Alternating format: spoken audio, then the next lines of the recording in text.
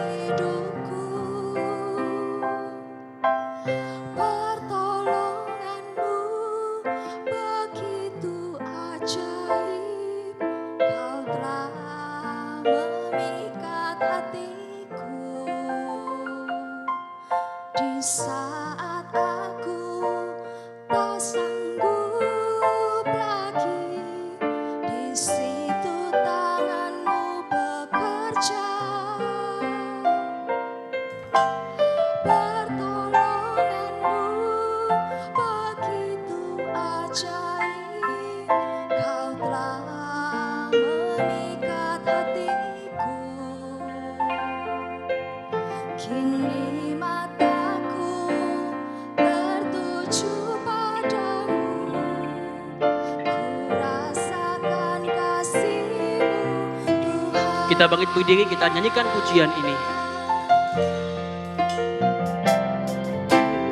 Hatiku tenang berada dekatmu, Kaulah jawaban hidupku. Hatiku tenang berada dekatmu, Kau yang pelihara hidupku. Pertolonganmu begitu ajaib, Kau telah memikat hatiku. Di saat aku tak sanggup lagi, di situ tanganmu bekerja. Pertolonganmu begitu ajaib, Kau telah memikat hatiku. Kini mataku tertuju padamu, ku rasakan kasih-Mu Tuhan. Kini mataku tertuju padamu, ku rasakan kasih-Mu Tuhan.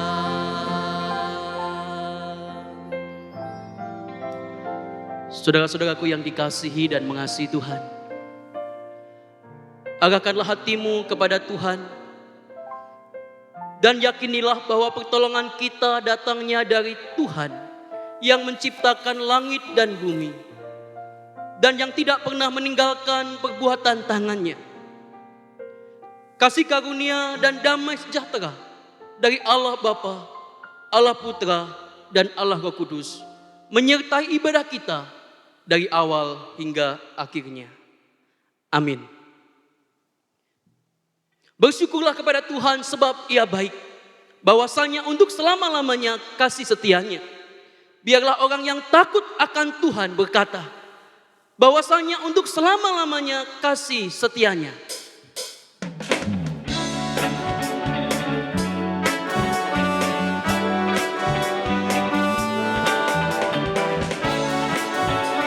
Datanglah ke bait-Nya.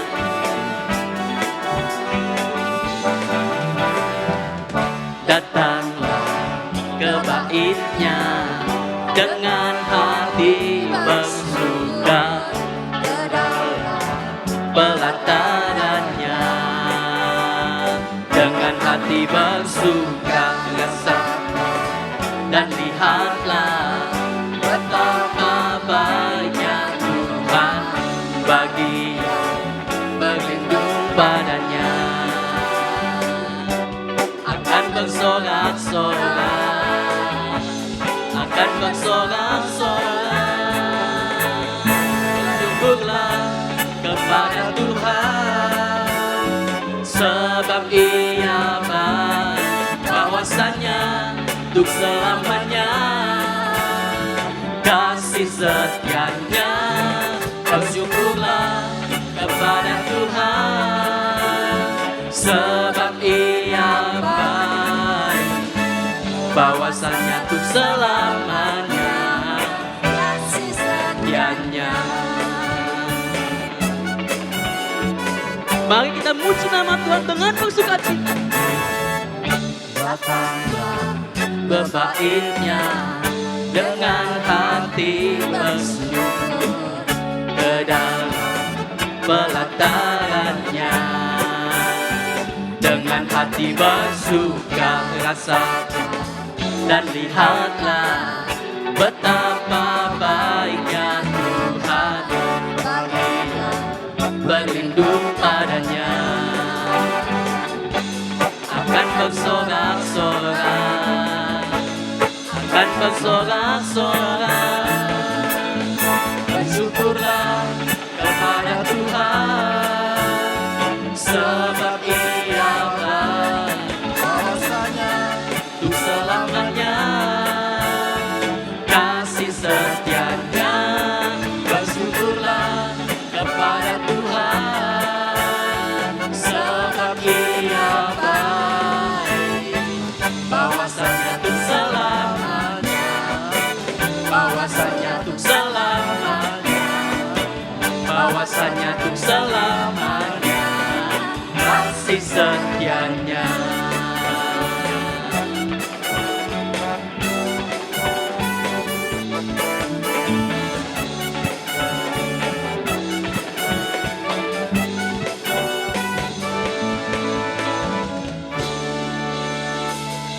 Saudara-saudara boleh duduk kembali.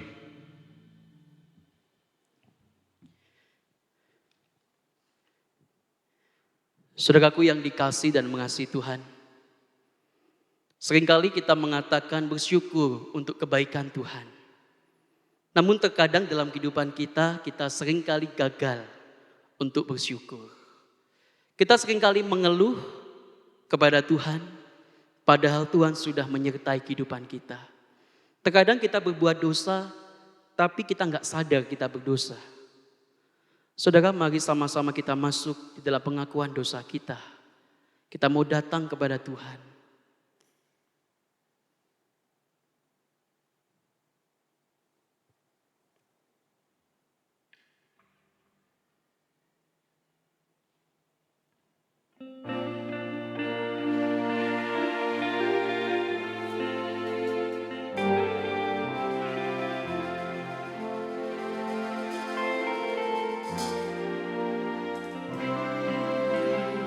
Bukan dengan barang fana Kau membayar dosaku, dengan darah yang mahal tiada noda dan celah, bukan dengan emas perak kau menebus diriku. Oleh segenap kasih dan pengorbananmu, ku telah mati dan tinggalkan cara hidupku yang lama. Semuanya sia-sia dan tak berarti lagi.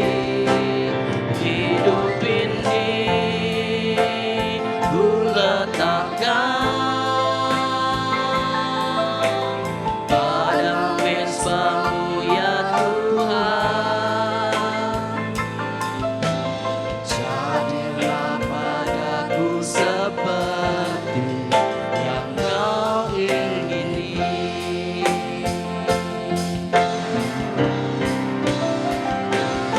Mati dan tinggalkan cara hidupku yang lama. Semuanya sia-sia dan tak berarti lagi. Hidup ini ku letakkan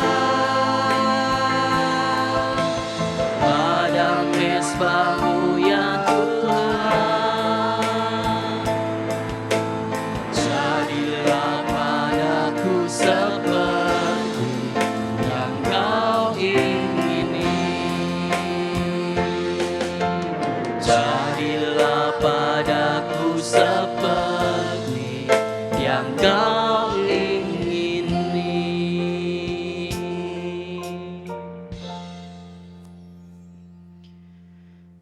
Saudara, kita mari datang kepada Tuhan.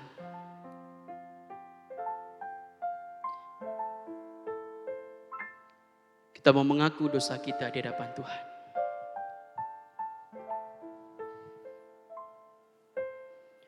Tuhan, ini setiap kami, anak-anak-Mu. Kami boleh datang kepada Tuhan di tempat kami masing-masing. Mungkin di dalam kehidupan kami seringkali gagal melakukan segala perintah-Mu, melakukan firman-Mu dalam hidup kami. Seringkali kami mendengar firman-Mu untuk kami bersyukur kepadamu. Tetapi dalam realita kehidupan kami seringkali gagal melakukan itu ya Tuhan. Tidak hanya itu yang kami lakukan ya Tuhan. Tapi kami seringkali mendukakan hati-Mu tanpa kami sadari. Oh Tuhan, ampunilah kami. Ampunilah kami, umat-Mu yang terbatas ini. Kami bersyukur ya Tuhan, bila Engkau boleh membayar begitu mahal dosa kami.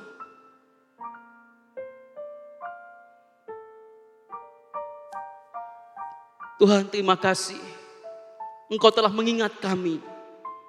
Meskipun terkadang kami tidak mengingat-Mu ya Tuhan. Terima kasih Engkau telah mengasihi kami. Meskipun kami kurang mengasihi Engkau di dalam kehidupan kami. Oh Tuhan, tolonglah kami supaya hidup kami dapat menjadi berkat bagi orang lain. Mampukanlah kami ya Tuhan, agar kami bisa melakukan perintah-Mu dalam hidup kami. Terlebih di dalam situasi yang sulit saat ini. Mampukan kami selalu ya Tuhan, untuk menjadi berkat bagi sesama kami. Bagi mereka yang membutuhkan pertolongan kami ya Tuhan. Terima kasih ya Tuhan untuk setiap pengampunan dan kekuatan yang daripada Tuhan.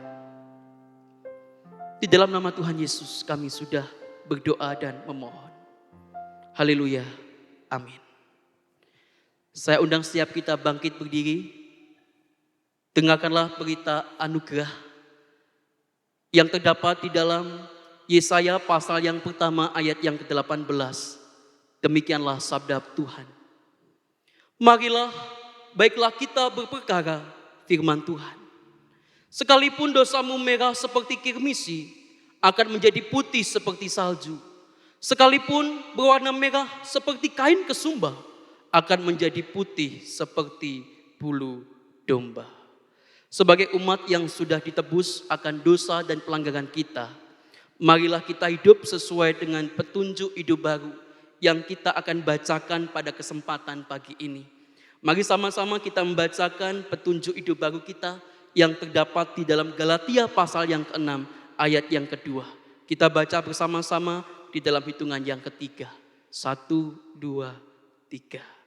Bertolong-tolonglah menanggung bebanmu. Demikianlah kamu memenuhi hukum Kristus. Saling menolonglah dalam menanggung beban, supaya kamu menaati hukum Kristus. Jemaat dipersilakan duduk kembali. Kita akan bersama-sama masuk di dalam pemberitaan firman Tuhan. Mari kita siapkan hati kita, pikiran kita, untuk kita mendengar sabda Tuhan.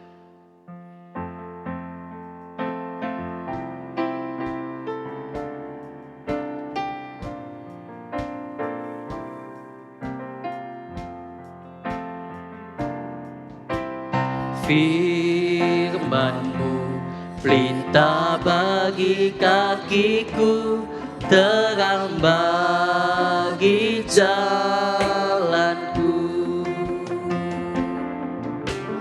Firman-Mu pelita bagi kakiku, terang bagi jalanku. Waktu ku bimbang dan hilang jalanku, tetaplah Kau di sisiku. Dan takkan ku takut, asal Kau di dekatku, besertaku selamanya.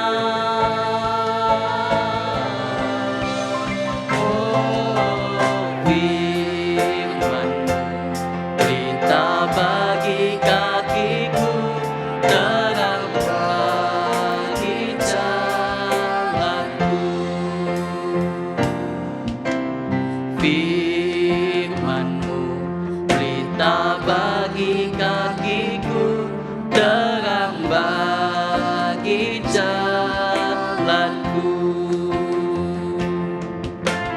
Waktu ku bimbang dan hilang jalanku, tetaplah Kau di sisiku.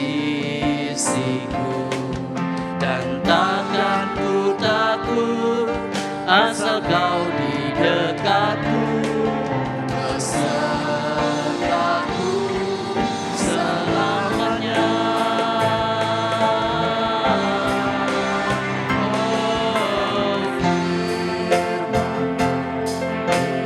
Bagi kakiku, terang bagi jalanku.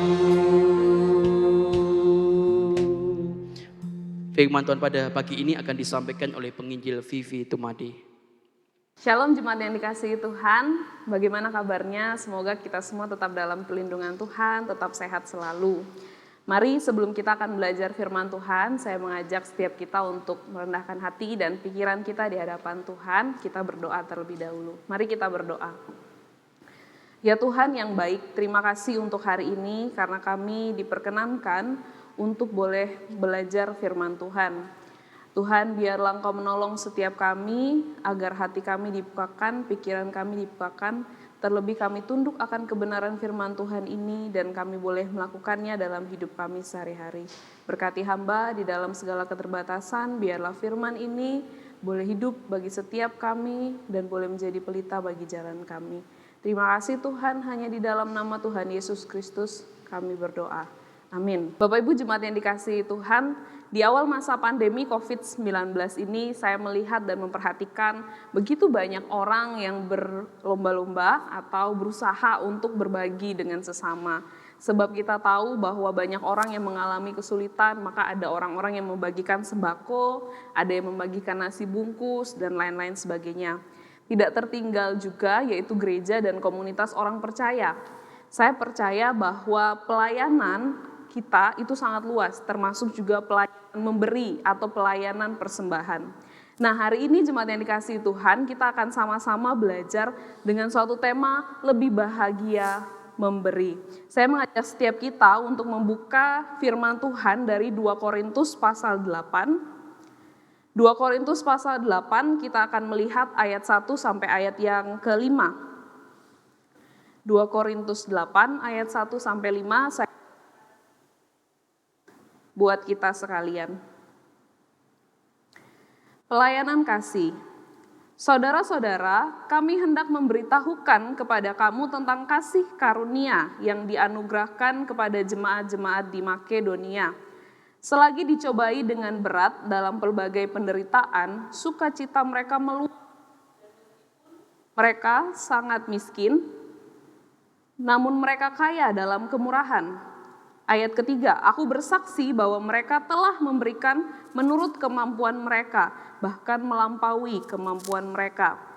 Dengan kerelaan sendiri, mereka meminta dan mendesak kepada kami, supaya mereka juga beroleh kasih karunia untuk mengambil bagian dalam pelayanan kepada orang-orang kudus. Ayatnya yang kelima, mereka memberikan lebih banyak daripada yang kami harapkan.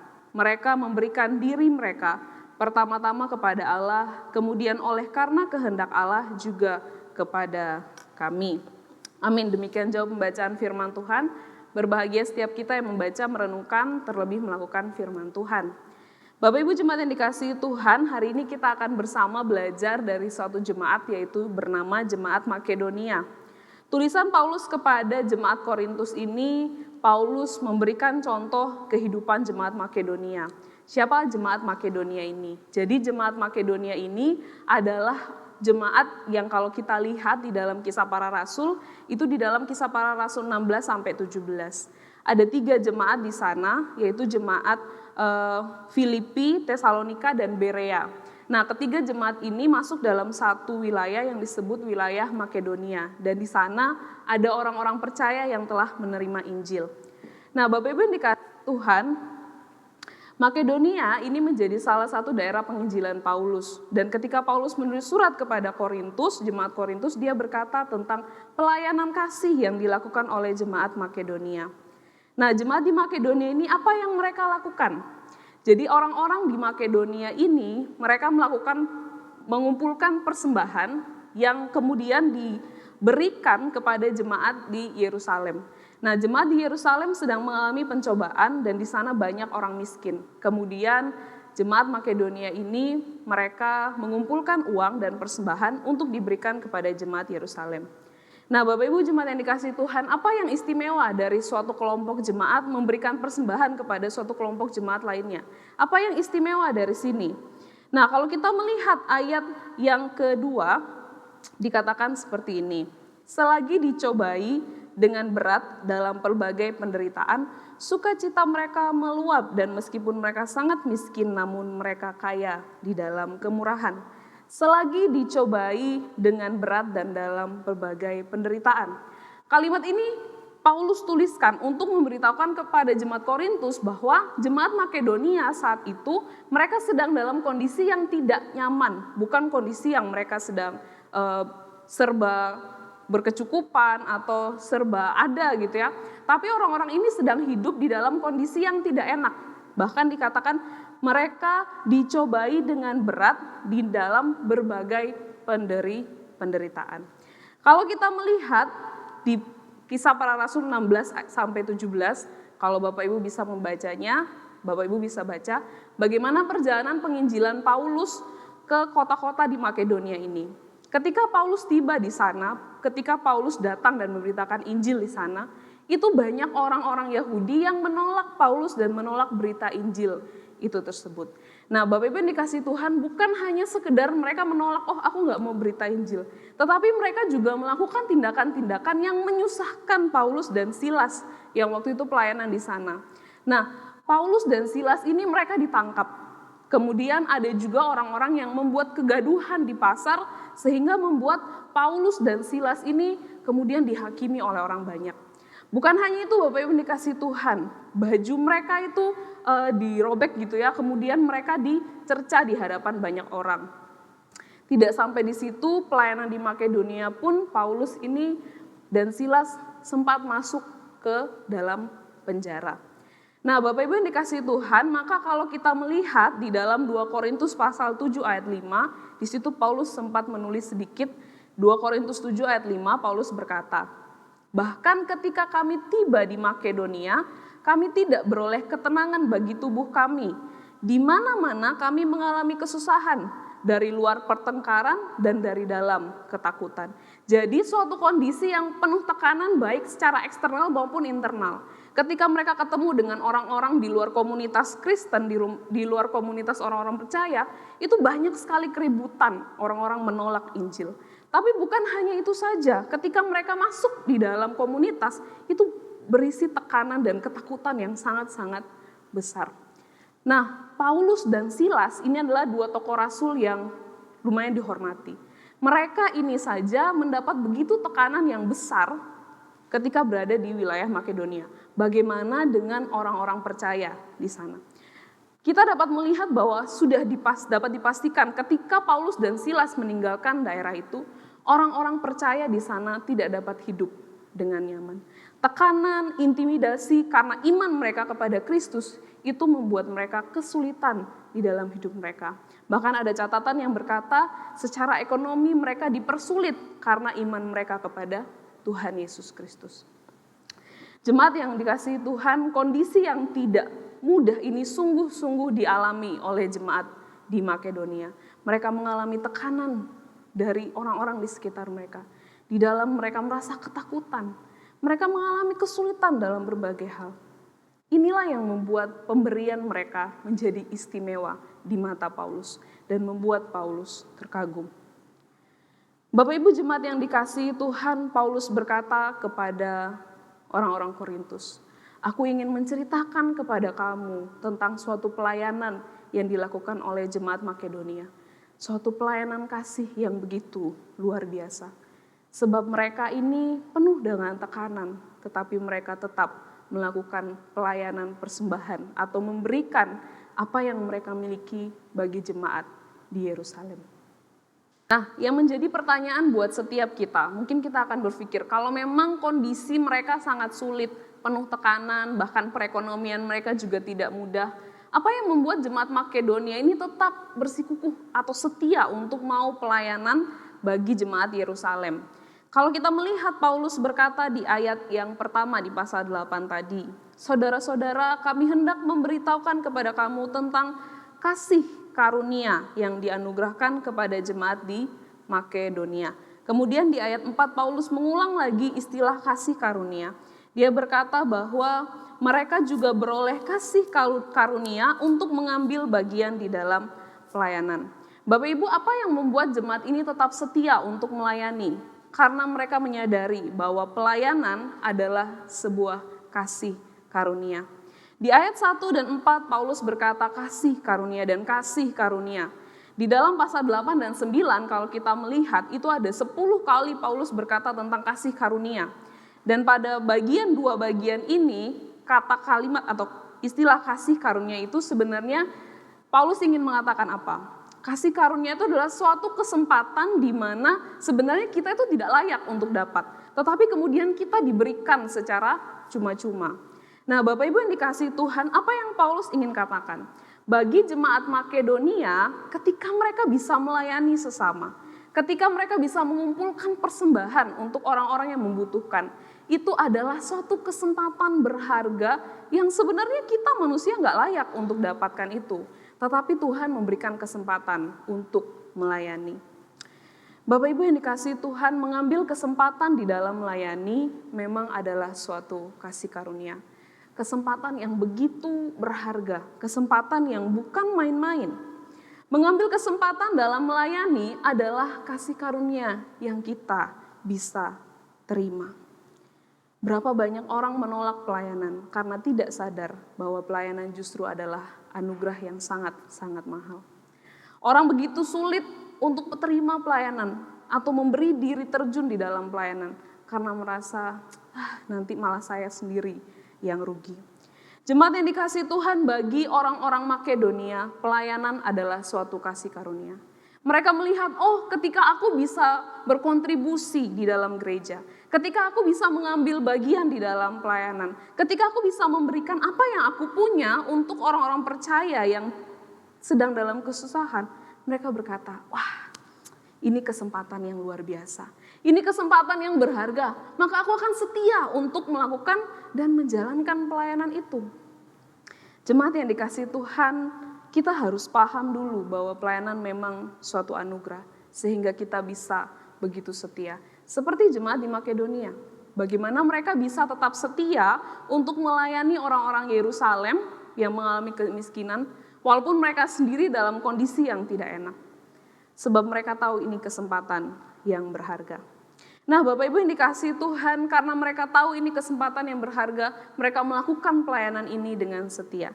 Nah, kita akan melihat bagaimana pelayanan memberi atau pelayanan persembahan yang dilakukan oleh jemaat di Makedonia ini. Kalau kita melihat pelayanan memberi yang dilakukan oleh jemaat Makedonia ini dilakukan dengan yang pertama, mereka memberikan menurut kemampuan mereka. Mereka memberikan menurut kemampuan mereka. Kalau kita melihat di ayat 3, Paulus berkata, aku bersaksi bahwa mereka, yaitu orang-orang Makedonia, ini telah memberikan menurut kemampuan mereka, bahkan melampaui kemampuan mereka. Jadi Paulus berkata bahwa orang-orang ini memberi menurut kemampuan mereka. Ketika Paulus berkata melampaui kemampuan mereka, itu bukan berarti bahwa orang-orang ini memberi di luar batasan kebisaan mereka. Tetapi Paulus berkata, kalau saya melihat sebenarnya orang-orang ini punya alasan untuk tidak melayani. Atau orang-orang ini punya alasan untuk absen dari pelayanan persembahan. Tapi Paulus berkata enggak, mereka tetap memberi. Itulah yang Paulus berkata mereka memberi lebih dari apa yang sebenarnya mereka mampu. Mereka punya alasan untuk tidak melayani, tapi mereka tetap setia untuk melayani. Maka Paulus berkata mereka memberi dengan lebih. Bapak Ibu yang dikasihi Tuhan, persembahan atau pelayanan memberi memang harus kita lakukan dengan sesuai kemampuan kita. Sesuai dengan apa yang kita miliki. Di ayat ke-13 dan 14 di pasal 8, Paulus berkata kepada jemaat di Korintus dan bagi kita sekalian, sebab kamu dibebani bukanlah supaya orang-orang lain mendapat keringanan, tetapi supaya ada keseimbangan. Kamu dibebani bukan supaya orang lain mendapat keringanan, tetapi ada keseimbangan di antara jemaat-jemaat Allah. Maka hendaklah sekarang ini kelebihan kamu mencukupkan kekurangan mereka, agar kelebihan mereka kemudian mencukupkan kekurangan kamu supaya ada keseimbangan.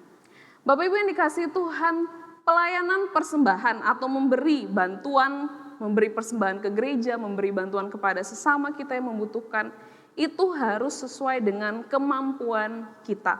Ini berarti bahwa ketika kita memberi, kita tidak boleh memberi dari sesuatu yang bukan bagian kita. Kita memberi dari apa yang menjadi milik kita, apa yang menjadi bagian kita. Seberapa banyak orang tidak mau atau berkata, aduh saya belum bisa memberi kepada sesama karena saya merasa saya juga tidak punya apa-apa. Justru Paulus berkata, persembahan atau pelayanan memberi itu dapat dimulai dari apa yang kita miliki hari ini. Bukankah sangat indah jika jemaat Tuhan hidup berkecukupan, penuh keseimbangan, karena saling melengkapi satu dengan yang lain. Yang kedua, bagaimana persembahan pelayanan yang dilakukan oleh jemaat Makedonia, yaitu mereka memberi dengan kerelaan. Mereka memberi dengan kerelaan. Di ayat 4 Paulus dengan jelas berkata, dengan kerelaan sendiri. Dengan kerelaan sendiri. Menunjukkan bahwa pelayanan yang dilakukan oleh orang-orang Makedonia ini bukan karena mereka dipaksa. Bukan karena mereka ditekan. Bukan karena mereka merasa, daripada sungkan nih sama Paulus, sungkan nih sama Silas, sungkan sama orang-orang Kristen di Yerusalem, ya udah kasih aja persembahan. Tetapi Paulus berkata mereka memberi dengan kerelaan sendiri. Kerelaan apa? Paulus berkata mereka meminta-minta kepada Paulus, bahkan mendesak Paulus supaya mereka ini bisa terlibat di dalam pelayanan tersebut. Mereka memberikan atau melakukan pelayanan itu dengan kerelaan hati. Bapak Ibu, memberi dengan kerelaan hati itu sudah pasti harus ada di dalam pelayanan kita. Di ayat yang ke-12 Paulus berkata, sebab jika kamu rela untuk memberi, maka persembahanmu akan diterima. Jika kamu rela memberi, maka persembahanmu akan diterima. Kalau pemberianmu itu berdasarkan apa yang ada padamu, bukan berdasarkan apa yang tidak ada padamu. Bapak Ibu jemaat yang dikasihi Tuhan, ketika kita memberikan persembahan, ketika kita menolong sesama kita, ketika kita mau membantu orang dalam suatu pelayanan, ingatlah untuk kita lakukan dengan rela hati. Bukan karena paksaan, bukan karena tekanan, bukan karena kita sungkan terhadap orang lain, bukan karena kita sungkan terhadap orang yang tidak dibantu, tapi sungguh-sungguh dengan hati yang rela kita kasih itu semua. Paulus di dalam pasal 9, 2 Korintus pasal 9 ayatnya yang ke-7, Paulus berkata, hendaklah masing-masing memberikan menurut kerelaan hatinya, jangan dengan sedih hati atau karena paksaan, sebab Allah mengasihi orang yang memberi dengan sukacita. Tuhan senang jika anak-anaknya memberi dengan sukacita. Tuhan senang jika melihat anak-anaknya saling membantu, bukan karena paksaan. Maka ketika kita memberi dalam kerelaan, Tuhan bersukacita atas pelayanan kita. Bagaimana caranya kita bisa rela memberi gitu ya? Bagaimana caranya pemberian kita itu sukarela? Ya seperti yang pertama, kita harus memberi sesuai dengan kapasitas kita. Seringkali pemberian, persembahan atau apa yang kita berikan menjadi berat karena bisa jadi itu melebihi kapasitas kita sendiri. Bisa jadi itu tidak sesuai dengan batasan kita, di luar kemampuan kita sehingga rasanya begitu berat. Tapi Paulus berkata kalau kita memberi itu sesuai dengan kapasitas kita, maka kita akan memberinya dengan sukarela. Dan Tuhan senang jika kita memberi dengan sukarela. Bapak Ibu jemaat yang dikasihi Tuhan, hari ini kita belajar dari jemaat Makedonia. Bagaimana mereka terlibat dengan setia di dalam pelayanan persembahan. Mereka memberi sebab mereka tahu kesempatan melayani adalah sebuah anugerah yang begitu berharga. Nah Bapak Ibu yang dikasihi Tuhan, dari pelayanan jemaat Makedonia ini kita juga dapat melihat bahwa ternyata ketika kita memberi kepada orang yang membutuhkan dengan kerelaan hati, ketika kita memberi sesuai kemampuan kita, ternyata persembahan kita atau pelayanan memberi itu dapat membawa suatu kelimpahan di dalam hidup kita. Suatu kelimpahan di dalam hidup kita. Saya mengajak kita melihat ayatnya yang kedua. Paulus berkata, selagi dicobai dengan berat dan dalam pelbagai penderitaan, sukacita mereka meluap dan meskipun mereka sangat miskin, namun mereka kaya di dalam kemurahan. Bapak Ibu yang dikasihi Tuhan, kalau kita melihat ayat 2 ini, Paulus menuliskan keadaan yang sangat kontras. Awalnya Paulus berkata mereka dicobai dengan berat dan mereka menderita. Tapi Paulus berkata sukacita mereka meluap. Bukankah orang yang dicobai dan dalam penderitaan harusnya hatinya berat dan sedih gitu ya? Tapi Paulus berkata enggak, mereka sukacitanya meluap. Lalu Paulus berkata mereka sangat-sangat miskin. Atau kata miskin yang Paulus pakai ini itu istilah yang sangat-sangat berkekurangan, biasanya dipakai untuk menggambarkan seorang pengemis. Nah, pengemis pada masa itu bukan pengemis zaman sekarang ya. Pengemis masa itu adalah benar-benar orang yang tidak punya harapan hidup dan mereka hanya meminta-minta supaya dapat belas kasihan dari orang lain. Tapi Paulus berkata orang-orang ini sangat miskin, namun mereka kaya. Ada kata Meluap dan ada kata kaya. Meluap dan kaya. Dua istilah ini menggambarkan suatu kelimpahan. Apa yang dimaksud dengan Paulus? Apakah berarti Paulus berkata, oh kalau orang Kristen memberi itu berarti suatu investasi gitu ya. Kalau kita kasih 10, Tuhan akan balas 50, 80, 100. Apakah itu yang Paulus sedang tekankan di sini? Suatu hari saya mendengar seseorang bersaksi bahwa, oh ketika itu saya ke gereja, uang saya tinggal 1 lembar nih, 100.000 gitu ya. Tapi waktu kantong kolekte persembahan dijalankan, udah saya nggak bisa ngapa-ngapain lagi. Uang saya tinggal 1 lembar, ya udah saya masukin itu. Saya nggak tahu nanti makan apa, pulang bayar kendaraan, transportasi gimana gitu ya. Tapi kok ketika saya pulang, tiba-tiba ada orang yang ngasih saya uang 500.000. Nah Bapak Ibu, apakah seperti ini yang Paulus maksudkan tentang kelimpahan di dalam memberi? Saya tidak pernah bersikap apatis atas kesaksian-kesaksian orang seperti yang tadi. Ketika orang berkata saya memberi, kemudian Tuhan membalas dengan berkat materi, saya percaya itu datangnya daripada Tuhan. Tapi suatu kelimpahan yang bahkan lebih dari sekedar berkat materi, Paulus sampaikan bagi setiap kita. Paulus berkata apa yang meluap dari kehidupan orang-orang di Makedonia, yaitu sukacita mereka. Mereka kaya akan apa? Kaya di dalam kemurahan mereka. Kaya di dalam kemurahan mereka. Bapak Ibu jemaat yang dikasihi Tuhan, berkat yang Tuhan janjikan kepada setiap kita, jika kita mau melakukan persembahan memberi gitu ya, atau pelayanan memberi, itu lebih dari suatu sekedar berkat-berkat materi yang ada di dunia ini. Ada suatu berkat rohani yang lebih daripada apapun. Sukacita dan kemurahan hati yang dapat kita rasakan. Hati yang penuh sukacita ketika kita dapat menolong sesama kita. Hati yang penuh sukacita ketika kita bisa dengan setia melakukan pelayanan kepada pencipta kita. Banyak orang menolak pelayanan kalau hanya mendengar, ya kalau cuma sukacita, kemurahan, damai sejahtera, ya sudahlah. Lebih penting apa kalau dijanjikannya tuh berkat yang hartanya banyak gitu ya. Lebih penting kalau yang dijanjikan itu gajinya naik, jabatannya naik. Kalau yang dijanjikan hanya sukacita, damai sejahtera, ya nanti-nanti dululah pelayanannya.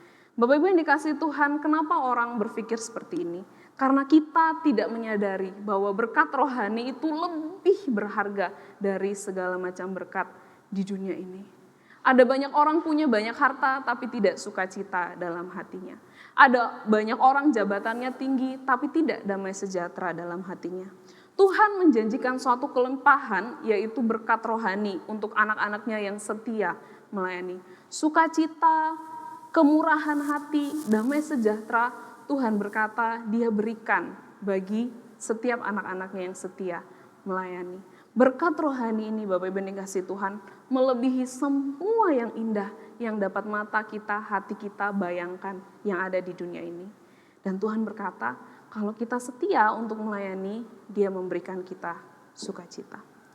Bapak Ibu yang dikasihi Tuhan, maka tidak heran bagaimana jemaat Makedonia ini begitu setia untuk melayani Tuhan. Mereka percaya bahwa kesempatan melayani adalah kesempatan yang sangat berharga. Dan ketika mereka melayani, mereka merasakan ada berkat rohani yang Tuhan tambahkan dalam hidup mereka. Sehingga walaupun lingkungan mereka tidak baik, tapi mereka tetap bisa bersukacita. Sehingga walaupun kondisi mereka tidak nyaman, tapi mereka bisa tetap damai sejahtera. Mereka masih punya hati yang penuh kemurahan untuk menolong orang lain. Hati yang penuh sukacita untuk melayani Tuhan. Karena mereka merasakan berkat rohani dan mereka tahu bahwa pelayanan itu adalah suatu yang berharga. Jemaat yang dikasihi Tuhan, pelayanan di gereja memang begitu luas. Salah satunya ialah memberi persembahan. Entah itu persembahan untuk gereja maupun persembahan untuk jemaat atau saudara-saudari seiman kita yang membutuhkan. Jika kita melihat jemaat Makedonia hari ini, kita belajar bahwa kesempatan melayani, berkontribusi di dalam pelayanan, termasuk ketika kita memberikan apa yang kita miliki, Itu adalah kesempatan berharga yang Tuhan berikan bagi setiap kita anak-anaknya. Tuhan memberikan kesempatan ini dan kita harus menghargainya. Ingatlah, berikan persembahan sesuai kemampuan kita dan jangan lupa penuh dengan kerelaan hati. Sebagai penutup saya membacakan suatu perkataan Paulus dari Kisah Para Rasul 20 ayat yang ke-35. Kisah Rasul 20 ayat 35. Kita harus membantu orang-orang yang lemah dan mengingat perkataan Tuhan Yesus. Sebab ia, Tuhan Yesus sendiri telah mengatakan, adalah lebih berbahagia memberi daripada menerima. Mari kita berdoa. Tuhan, hari ini kami melihat bagaimana jemaat di Makedonia Tuhan pakai untuk menjadi berkat bagi orang-orang di Yerusalem. Hari ini kami belajar bahwa pelayanan memberikan persembahan adalah juga suatu kesempatan berharga yang Tuhan berikan bagi anak-anak-Mu. Tuhan, biarlah setiap kami diingatkan akan kebenaran firman Tuhan ini, agar dalam masa-masa yang sulit ini pun kami masih punya hati untuk mau berbagi dan menolong orang yang membutuhkan. Kami tahu kami dapat memberi dari apa yang kami miliki. Kami tahu kami akan memberi dengan kerelaan hati kami. Biarlah Tuhan menolong setiap kami untuk menjadi pelaku-pelaku firman dalam hidup kami sehari-hari. Terima kasih Tuhan, terima kasih. Hanya di dalam nama Tuhan Yesus Kristus kami berdoa. Amin. Tuhan Yesus memberkati. Terima kasih untuk penginjil Vivi Tumade yang sudah memberitakan firman Tuhan pada kesempatan hari ini. Biarlah firman Tuhan yang sudah kita dengarkan menjadi berkat buat setiap kita dan merema dalam kehidupan kita hari lepas hari. Sebentar kita akan memberikan persembahan kita. Bapak Ibu Saudara bisa memberikan persembahan di dalam beberapa cara. Yang pertama, saudara bisa mentransfer di rekening gereja yang tertera di layar Bapak Ibu Saudara. Kemudian saudara juga bisa scan barcode yang ada di layar juga. Dan yang ketiga, saudara bisa mengumpulkan dahulu, nanti di lain kesempatan waktu kita bisa beribadah bersama-sama, saudara bisa membawanya ke gereja. Mari sama-sama kita akan memujikan pujian kita untuk mengiringi persembahan kita hari ini.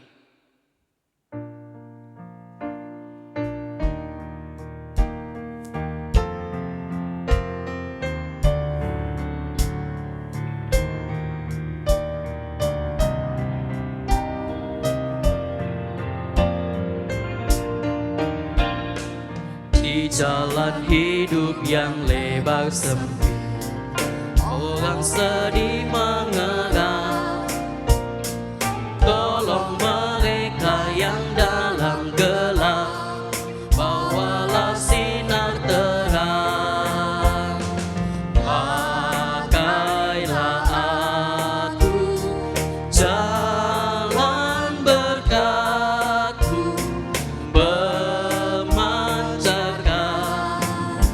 cahayamu.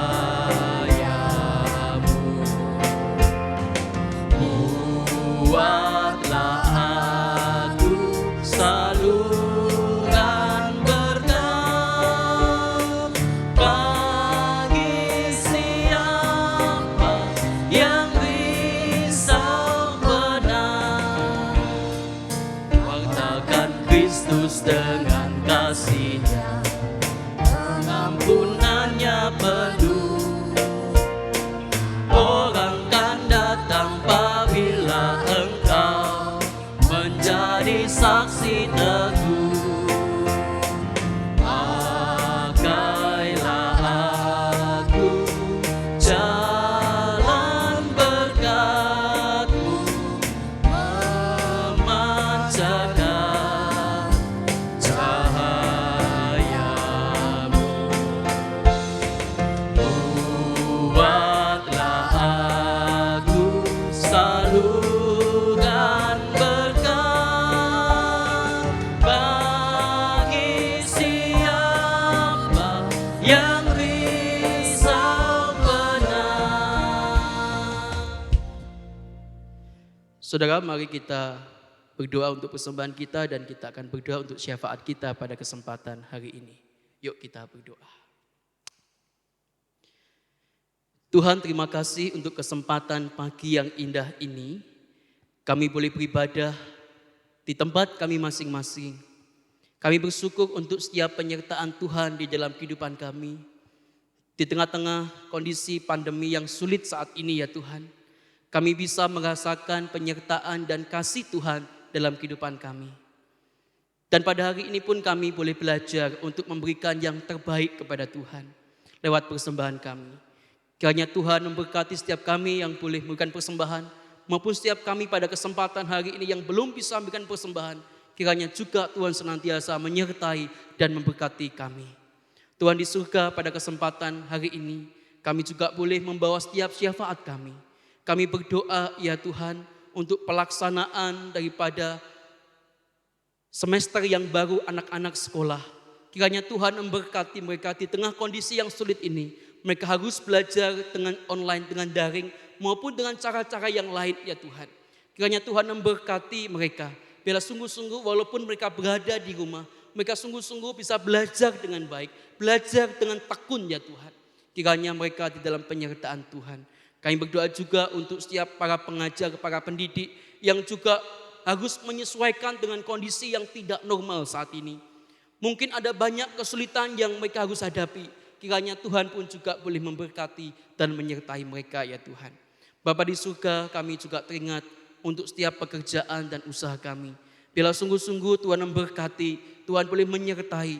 Memang kondisi ini tidak mudah, semua terdampak akibat pandemi ini ya Tuhan.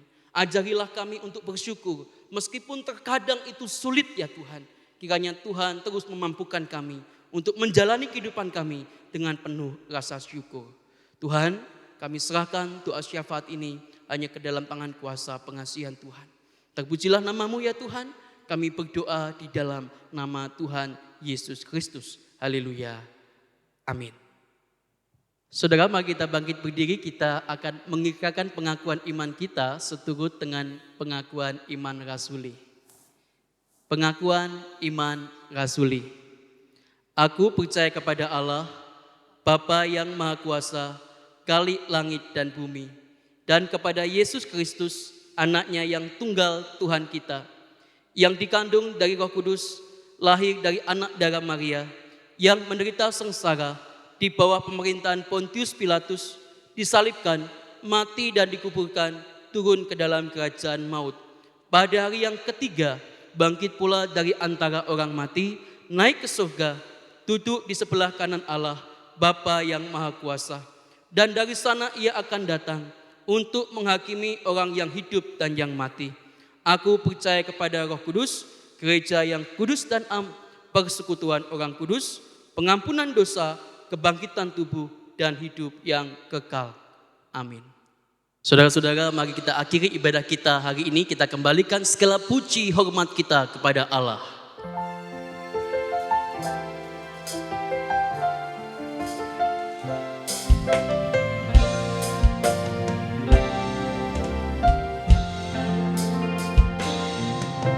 Segala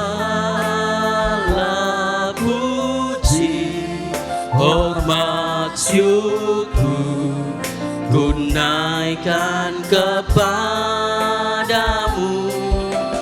Allah Bapa, Allah Anak, Allah Roh Kudus.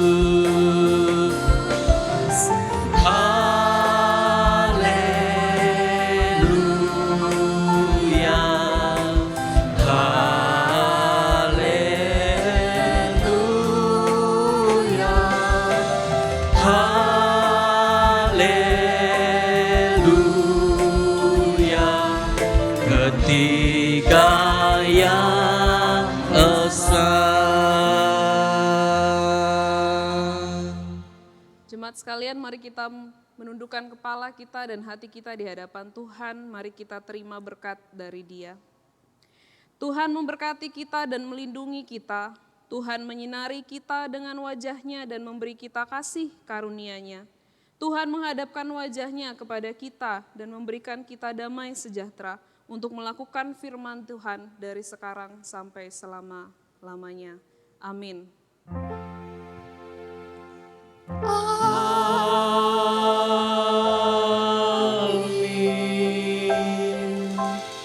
Amin.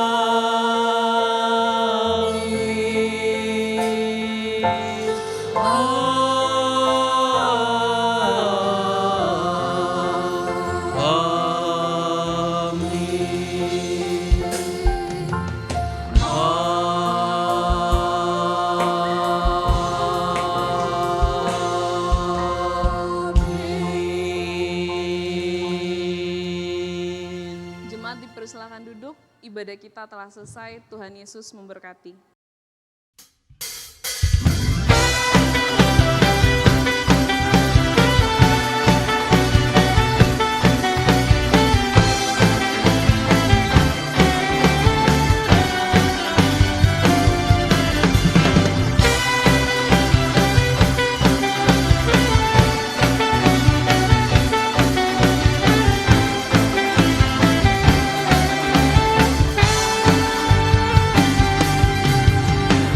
Dia mati bagiku, Dia bangkit bagiku, Dia Tuhan Allah penyelamatku.